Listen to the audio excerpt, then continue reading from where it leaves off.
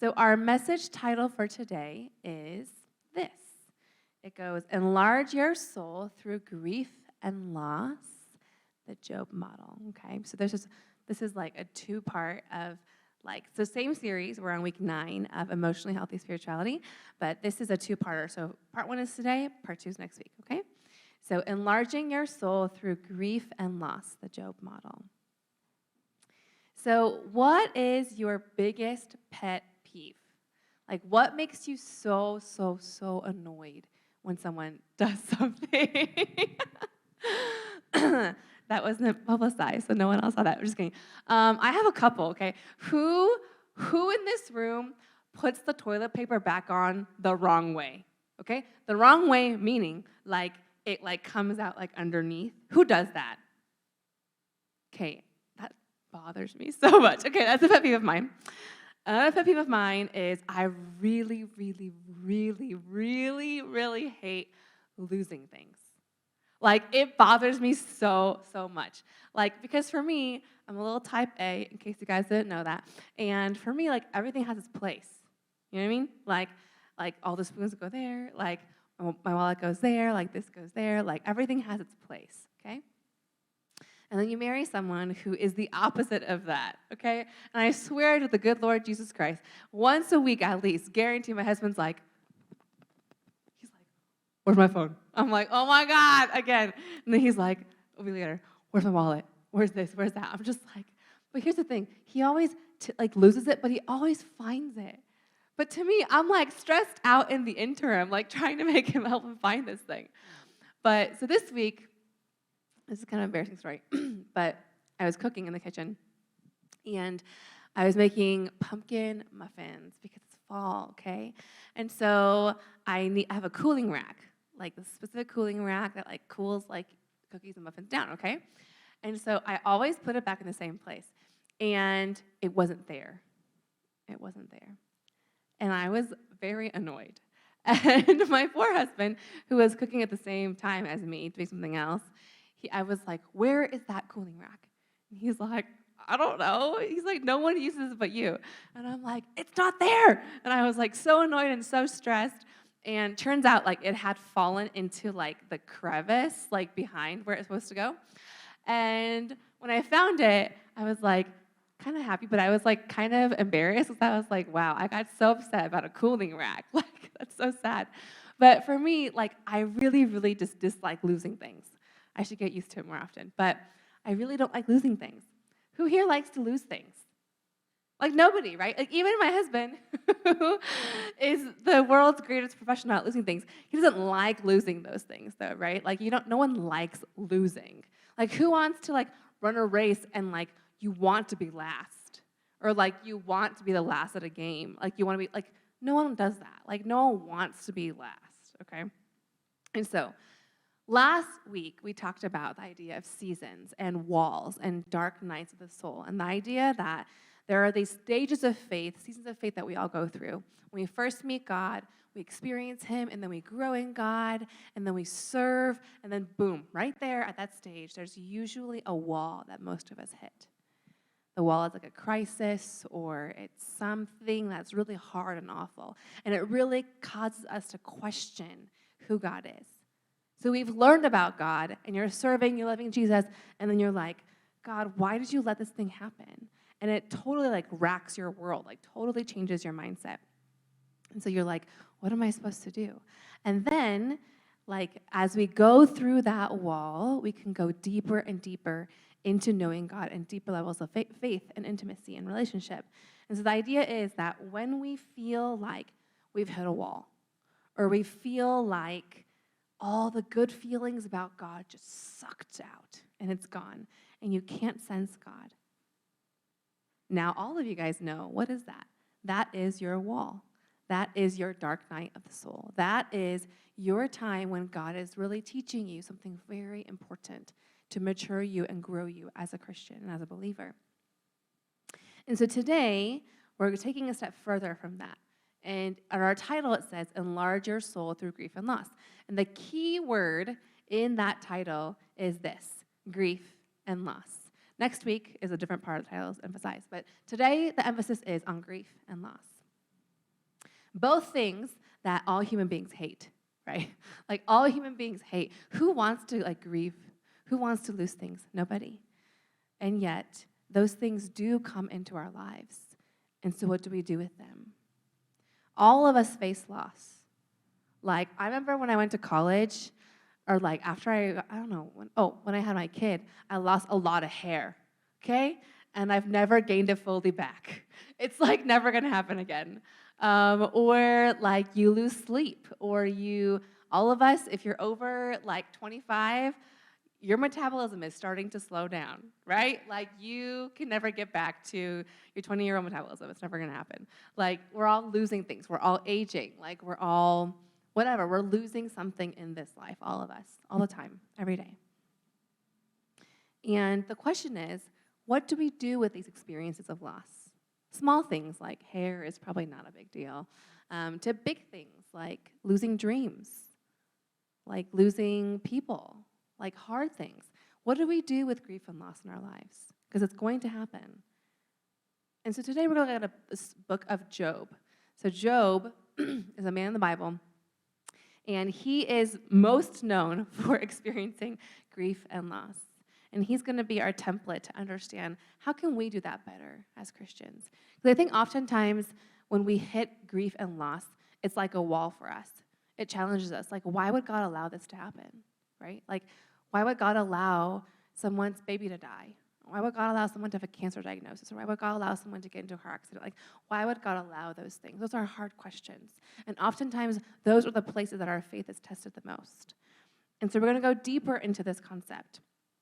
So Job was, at that time in history, the richest man in the world. Like, richest man in the world. Do you guys know who the richest man in the world is today? No, it's not Jesus. No, actually, he's, I think, third or fourth. No, I looked it up. So on September 1st, the most recent updated article says it's Jeff Bezos. He is worth $177 billion net worth. And then number 2 is Elon Musk, the guy who owns Tesla. He's at $151 billion net worth. And then I think number 3 is the guy who owns Louis Vuitton and all those different, like, he's based in Paris. I forget his name. But Jeff Bezos, Amazon, he is the one who is currently the richest man in the world. $177 billion net worth, okay? Now, Jeff Bezos, imagine if in one day he lost all of his money. All of it in like one day. Some kind of tragedy strikes, he loses everything in one day. That would make the news, right? Like people would freak out about that. Now, that's exactly what happened to Job. In one day, he lost all of his money, all of his wealth, all of his flocks. And not only that, but he also lost, he has 10 children. And this is like my worst nightmare. Can you imagine like the whole family being gathered together and a storm came through and the house collapsed and killed all 10 of his kids? In one day. In one day. All of this happens in one day. Like, can you imagine what that feels like? How would you respond in that moment? Like, what would you do? So what did Job do? He's crazy. In Job 1, we see at the end of Job 1 that he literally, like, he's grieving, he's sad, and he says, but you know what? I came to this earth with nothing, and I will leave this earth with nothing. So, like, God is still God. And it's a crazy response, right? But then after that, like, his wife is like, you're crazy, okay? And he loses his marriage, and then the last bad thing that happens is that he loses his health. He starts to get like really sick. And when he gets sick, that's when he starts to get really depressed.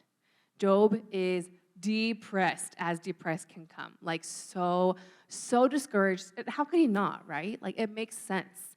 Like I would be depressed too in that situation. Like so discouraged, so depressed, so down. And 3 of his friends come to cheer him up. But you know what I'm talking about? You know those friends who like come to help you, but like they don't really help, right? Like it doesn't help. Like you know when you're upset or things are hard and you're like, I know you're here to help me, but that's not helping me. That's what's happening to Job. So here's Job in this situation. How would you respond if you were in his shoes?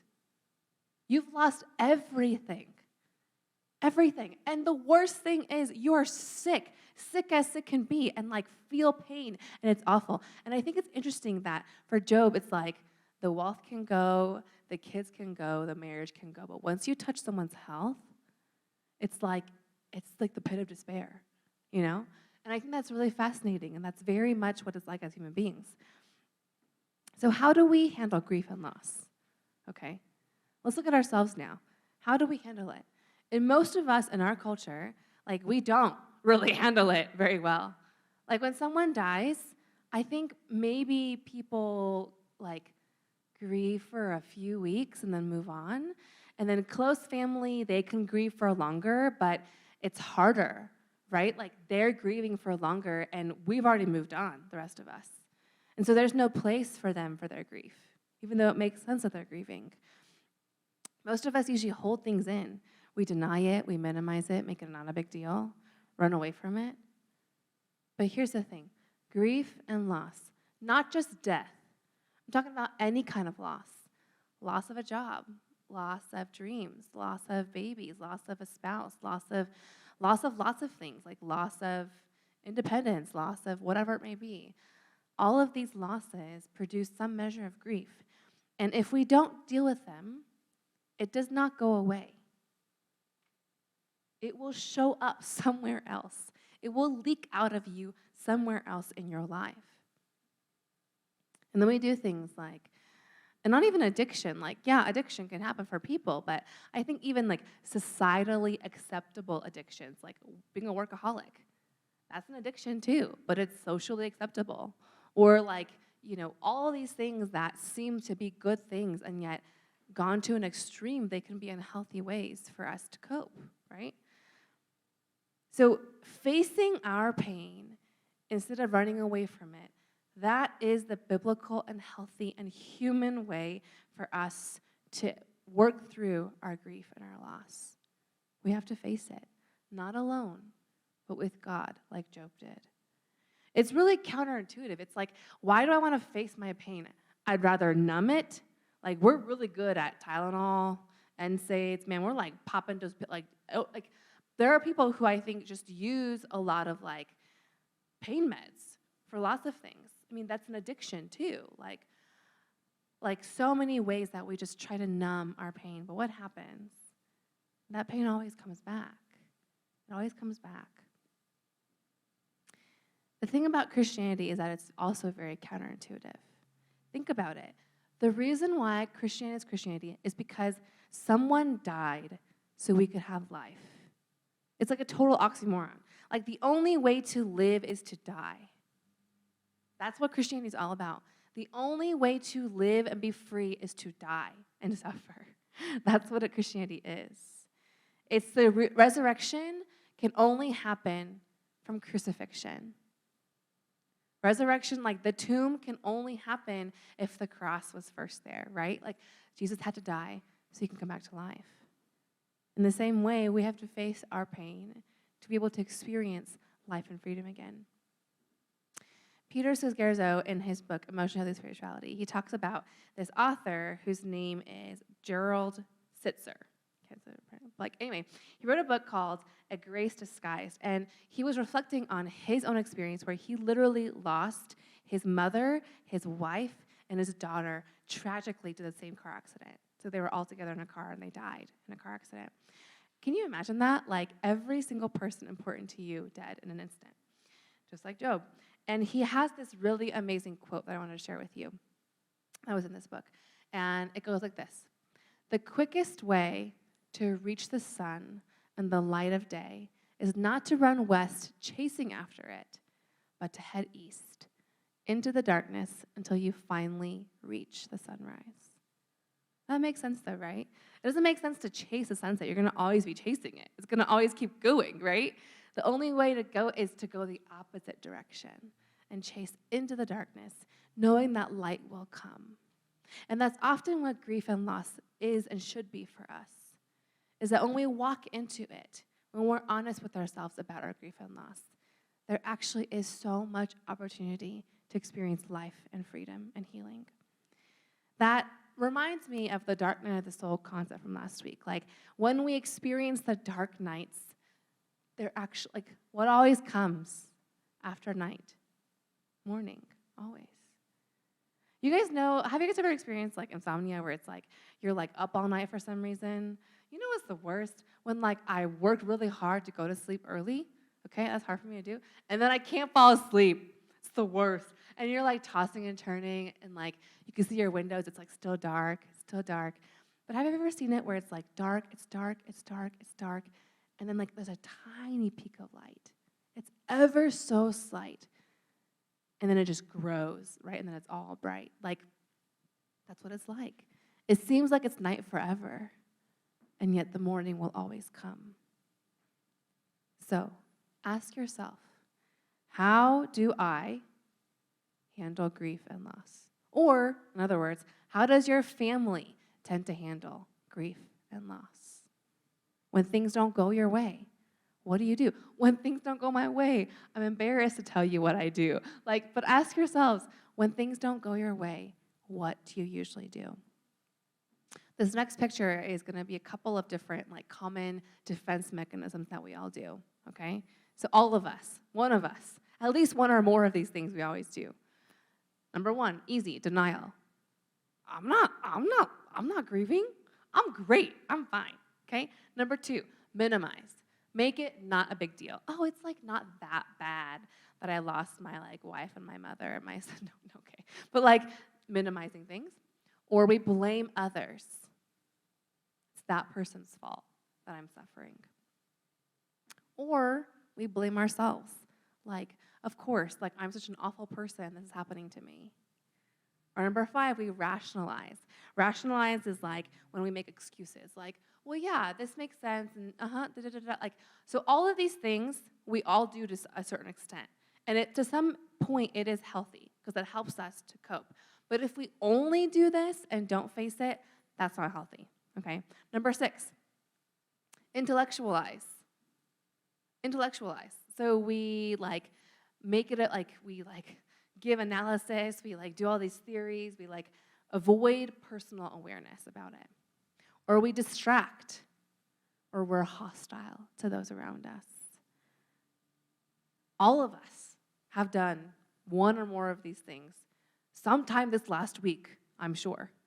Some of us, all of us, like, all of us at some point. But let's look at a healthier biblical way, a healthier model to go through hard things. Because if we can go through hard things well, we can live for Jesus well. So, Pastor Peter talks about in his book, The Model of Job, like, what can we learn from Job? And these are some things we can learn. Number one is that Job was real. He was very, very real. He didn't just gloss over things. Okay, look at this next verse. When Job was sitting in the dirt, like literally sitting in the ashes, and after he lost everything, this is what he said. He cursed God for the day that he was born. He goes, "Let the day of my birth be erased. Curse that day for failing to shut my mother's womb, for letting me be born to see all this trouble." Like, he does not hold back. That is just one of many moments in the next 35 chapters where Job goes off. And he's, like, so upset and, like, crying out to God, like, God, why the heck would you allow this to happen? He is honest with his feelings and his thoughts. He's not afraid to hold back. I think a lot of us, as good Christian, Korean kids, most of us, we're like, we can't tell God our, like, really bad feelings. That's kind of how we all are. Like, we're like, oh yeah, God, thank you for this. And you're really upset at him, but, like, you don't talk to him. You either avoid him or we just act like it's not a big deal. We do these defenses from the previous slide. We do those defenses with God. We do that with him. We're like, oh God, we know that it's gonna be okay. Like, you're with us, which is true. And yet sometimes I think we shortcut the grieving process for ourselves because we don't acknowledge we're not real with God. Like, God, this really, really sucks. God, I'm really upset. Like, Like, this is what Job did. He went off on, like, God, but he did it with God. Do you see the difference? He did it with him. He talked to him. He told him. I think one of the dangerous things is when we go away from God to process that apart from him. God is saying, no, come back to me. I can handle it. I'm a big man, like he's not a man, but like I'm a big God. Like I can handle your frustrations. I can handle your cursing the day that you were born. Like I can handle those things. Just tell me. Bring it to me. Number 2, what else was Job? He was willing to wait. He sat for 35 chapters in the ashes. We need a big enough theology, a big enough God that can handle this. See, the willing to wait is the hardest part, I think, of all of these stages. Waiting in the in-between. When we are crying out to God and we're telling him the truth that we hate this, we're mad, we're upset, and yet there is no answer. That in-between is the greatest test of our faith. And I think a lot of people don't have a big enough view of God that can handle that. That God can both be good and all-powerful and hear me and know me, and yet he doesn't respond. Job's 3 friends who are arguing with him, they're kind of like the legalistic Christians, the ones who are they're like, hey, you know what? I hate to break it to you, Job. We love you, man. We're just here to support you because we're good Christian people. But here's the thing. You probably did something wrong, okay? Because the only reason someone could lose everything in one day, it's the consequence of sin. So, you probably did something wrong. Now, there is some truth to that concept. We do reap what we sow. But all of his friends were wrong because Job was innocent. Job was innocent. See, these 3 friends, they didn't have a big enough room or mind in their minds to see that not everything is clean cut. Not everything is black and white. Not everything has an answer, so we cannot judge someone else's suffering. We can't. Now, sometimes if it's really obvious, okay, that makes sense. But oftentimes, suffering is very nuanced. Suffering has a lot of shades of gray, a lot of it. We cannot judge someone else's suffering because we don't know. We often don't know why God allows things to happen. But are we willing to wait with them? You know what a good, true Christian friend does? They're not going to tell you, oh, if you do this, it's going to be okay. Or you know what? Because of this, it's your fault. That's not a real friend. What a real friend does is they're willing to sit with you in the waiting. They're going to sit with you in the ashes yeah, this really sucks. I know God is good, but this really sucks. I'm going to hold both of those truths in tension. That's what a really good friend does. Another thing that Job does is that through this experience, it helps him to embrace his limits. We all have limits. In our physical body, we all have limits. The older we get, something creaks. Oh, that part of me hurts. All of us have limits. Limits from your own family, limits from your own, everything. All of us have limits. But this world tells you have no limits. You should strive beyond your limits. This reminded me of a really famous, Mean Girls quote, okay? The limit does not exist. Has anyone seen this? Oh my gosh, am I dating myself? Okay. Wow. That was from 2010, so that was a while ago. Have you seen that movie, Jalen? Okay, thank you. You know that part, right? The limit does not exist. Okay, all right, so limit does not exist. That's not true, though. In this world, there are limits everywhere, all the time. The faster we can embrace our limits, faster we're like, hey, yeah, I don't have this thing that I want. You know what? I follow a God who is beyond limits, and he is beyond limits, and he can answer beyond limits. Number 4, let humility transform you. See, Job emerged from this dark night, and it was a dark, dark night, y'all, okay? Dark night of the soul. He emerged as a very different person. Even before he experienced this in Job 1, it talks about how Job was a very faithful follower of God. So he already loved God.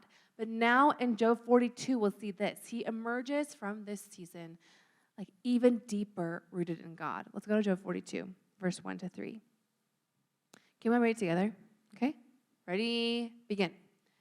Then Job replied to the Lord, I know that you can do anything. You asked, who is this that questions my wisdom with such ignorance? It is I, and I was talking about things I knew nothing about, things far too wonderful for me. He's like, God, my questions are valid, and at the same time, I have to realize I don't have the answers, but you do. And so who am I to challenge that? I can have questions, I can have doubts. That's okay. That's good. Bring them to him. But at the end of the day, who knows? He does. I don't know. In verse 5, it says this. This is a really important verse in Job. Can we read it all together? Okay, ready? Everyone? Begin. I had only heard about you before, but now I have seen you with my own eyes. This is a really key part in Job. He's like, I knew about you before, but now I have seen you with my own eyes. Now I know through this experience that you truly are bigger and beyond all that I know. Do you see that? That's what grief and loss does to you. When we're willing to come to God in our grief and loss, what it can do to us, it helps us say, God, I knew about you before, but now I really know you with my own eyes, my own heart, my own life experience. I really, truly know you. I think that's one of the most beautiful things that came out of Job's life. He's like, I knew you before, I followed you before, but through this, now I really know you. Last one. Let the old birth into the new. Let the old birth the new. When we follow Job's model, when we say, you know what, I'm mad, I'm upset, I'm going to go to God and be real. And I'm willing to wait. Wait in the in-between. Wait in the unknown. Wait when I don't hear an answer. Wait and wait and wait. Knowing that as I embrace my limits, I'm being transformed. And as I do that, the old will birth into the new. For Job, all of his life just changed once again after that. Go to Job 42, verse 10. When Job prayed for his friends, the Lord restored his fortunes. Isn't that interesting? The friends who were helping him but not helping him, God was like, if you pray for them, I'll restore your fortunes. That's interesting. And then it goes, in fact, in that verse, in fact, the Lord gave him twice as much as before. So if he's Jeff Bezos and he has $177 billion net worth, what is that doubled? I don't even know. 300 and something. Yeah, $350 billion. Doubled all of that. And not just that, but he gained all of his, he had more children, more wealth, all of these things. His whole life turned back around. Here's the thing. I'm not saying that when we grieve to God well, that God will give us double the money. That's not what I'm saying. But what I'm saying is that God does see us. He does bless us when we're willing to be real and honest with God in our grief and our losses. So how does what we learned today apply to you? Let's go to our questions that we always have every single week for us to share in small group, which I think I already sent, so you have them. But the question is just asking, how do you usually handle grief and loss? What does it look like for you? And what is your usual go-to defense mechanism? The 8 on the yellow picture, that's also sent to you. So what do you tend to usually do?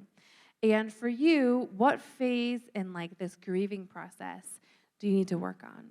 Maybe it's being real with God, or maybe it's being willing to wait, or maybe it's embracing your limits, or whatever it may be. What area do you think you have to work on still with God right now? Can I have the praise team come up?